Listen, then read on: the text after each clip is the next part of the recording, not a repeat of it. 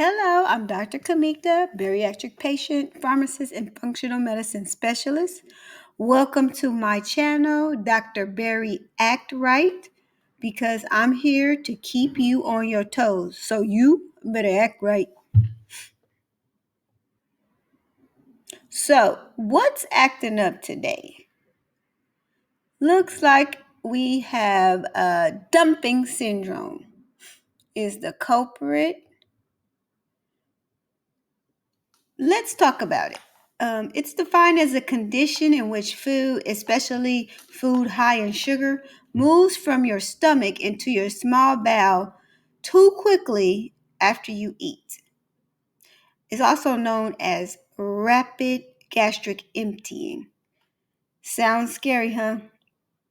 If you're caught outside, away from your home, and this comes on, this dumping syndrome phenomenon starts, it is very scary.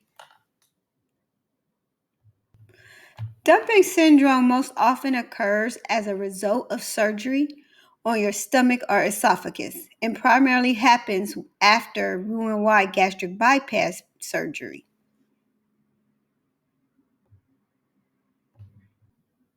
So, dumping syndrome does primarily happen after having a Roux-en-Y gastric bypass surgery. But my gastric sleeve, duodenal switch, and lap band folks, you're not off the hook. I'll be back to talk to you in a minute. So let me tell you what happens. It's a little bit of science, a little chemistry, a little physiology, a little biology is going on when you uh, de- develop dumping syndrome. So say you grab a jelly donut. Yeah, a jelly donut because it's going to have more sugar than a regular donut.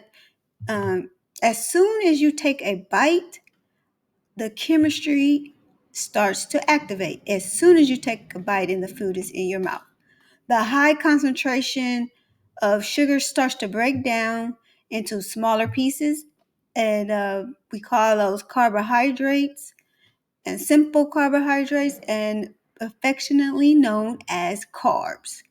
Your blood sugar increases, which is what we call hyperglycemia, and this sets off a chain of unpleasant events. And after that, all that sugar enters your small intestine and it begins to break down, causing abdominal pain and stomach cramps. And from there, you may begin to feel nauseous and you may even vomit. So now, water rushes into your stomach, and this makes you feel faint and lightheaded because the changes in fluid in your body, your pressure kind of changes, and your blood pressure goes down, and that's why you start feeling lightheaded and dizzy. And if that wasn't enough, after all of that, the intestine starts to act up and causing your body to release hormone that will drop your blood sugar. So you're going to get the hormone of insulin will come and drop your blood sugar, and that's what we call hypoglycemia. And now you begin to feel even more faint and lightheaded. Okay, now you feel absolutely terrible. You're sick. Your stomach is hurting, it's cramping, and then all of that fluid can rush up and out and cause you to feel even more nauseous and to vomit on top of the feeling that you already had. Or it could rush down and out, which is the dumping process, and you will have more diarrhea, and you have to go to the bathroom more often, more frequent. And this could be absolutely embarrassing. It is no fun at all, especially when it happens in public. So, in order to avoid these very embarrassing situations in public, where you could potentially have a episode of dumping syndrome, it's very important that you are mindful of what's in your food, the sauces, toppings. Just monitor for the sugar content and the carb count, because large amount of carbs and sugar is the culprit of dumping syndrome and is more likely to occur in people who've had Roux-en-Y gastric bypass surgery. So my gastric bypass surgery people, my folks, please, please, please be mindful of the carbs that you're taking in. So, my gastric sleeve and gastric band, folks, I told you I'll be back. I have a little word from you. Don't think you're off the hook today. And just because you don't experience dumping syndrome like a person who's had Roux-en-Y gastric bypass, it does not mean you're free and clear to eat all the sugary things you want to eat or all the carbs you want to eat. You still have to be very mindful of what you are putting into your body, because you don't want to have this surgery and go through all this transformation and then be in a situation where you put back on the weight. So it's very important that you change your mindset around food. And just because you don't experience this very embarrassing uh, event, you still need to monitor your carbs and sugar for the long haul. It should be a lifestyle change moving forward for the rest of your life, not just until you get to your goal weight.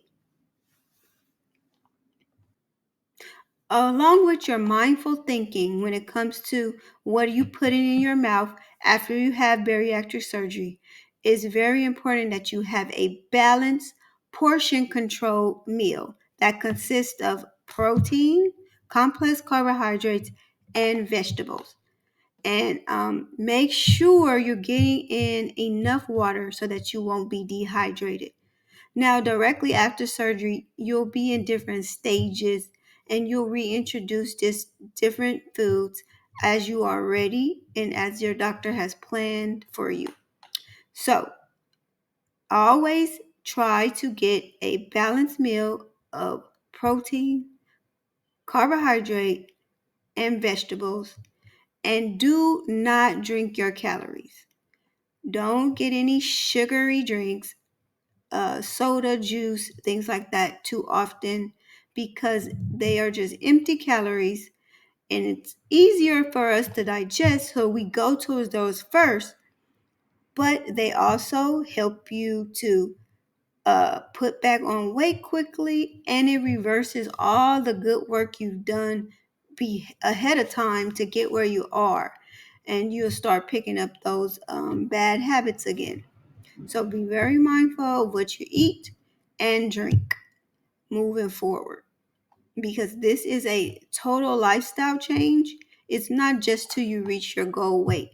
You need to practice mindful eating and balance eating and staying hydrated and taking your supplements for the duration of your life. So your whole life will change, not just a temporary fix until you get to the weight you want to be.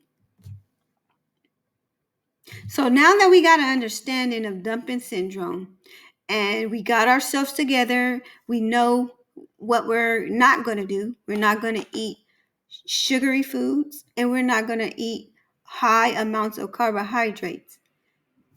And we will avoid those embarrassing situations where that could trigger dumping syndrome. And also, for those of you who did not have a gastric bypass surgery, you've had a sleeve, duodenal switch, or a lap band, we still will be mindful of those carbs and sugar, because we don't want to make um, eating decisions or choices that will reverse all of our hard work. So I want to say thank you for taking the time to watch this video. I hope it helps someone understand the process of dumping syndrome, and be sure to continue to watch I will have a follow-up video for this dumping syndrome phenomenon, a a scary event. So we're going to tell you in a future video about what are the main triggers, specific foods. Not just that, oh, the sugary foods. We're going to give some specific foods that will trigger, are most likely to trigger dumping syndrome. And then after that, we'll follow that video up with some remedies for dumping syndrome. So if you have any questions, please leave a comment, like, and subscribe. And thank you for tuning in.